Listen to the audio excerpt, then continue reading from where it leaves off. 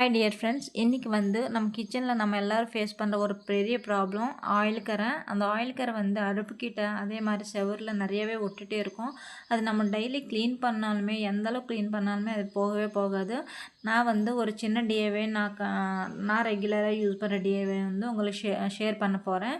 இது உங்களுக்கு பிடிச்சிருந்துச்சுன்னா கண்டிப்பாக லைக் பண்ணி ஷேர் பண்ணுங்கள். இது நீங்கள் யூஸ் பண்ணுறதுக்கப்புறம் அந்த ஆயில் தொட்டாலுமே உங்களுக்கு கை ஒட்டவே ஒட்டாது, அந்தளவுக்கு நீட்டாக இருக்கும். இந்த டிப் யூஸ் பண்ணி வெறும் அடுப்பு, டேபிள் டாப் மட்டும் இல்லை, ஃப்ரிட்ஜு, அதே மாதிரி மிக்ஸி, கிரைண்டர் எல்லாமே க்ளீன் பண்ணிக்கலாம். ஜன்னல் க்ளீன் பண்ணிக்கலாம். அது ஒரு டப்பாவில் தண்ணி விட்டு 1 டீஸ்பூன் அளவுக்கு சர்ஃப் எக்ஸல் பவுடரு, 1 டீஸ்பூன் அளவுக்கு பேக்கிங் பவுடரு, 1/2 டீஸ்பூன் அளவுக்கு பேக்கிங் சோடா போட்டு நல்லா மிக்ஸ் பண்ணிக்கோங்க. நீங்கள் இந்த சர்ஃப் எக்ஸல் பவுடர் பதிலாக நீங்கள் பாத்திரத்தில் விம் லிக்விட் ஜெல் ஏதோ இருந்தால் யூஸ் பண்ணிக்கலாம். ஒன்றும் பிரச்சனை இல்லை, நீட்டாக க்ளீன் ஆகும்.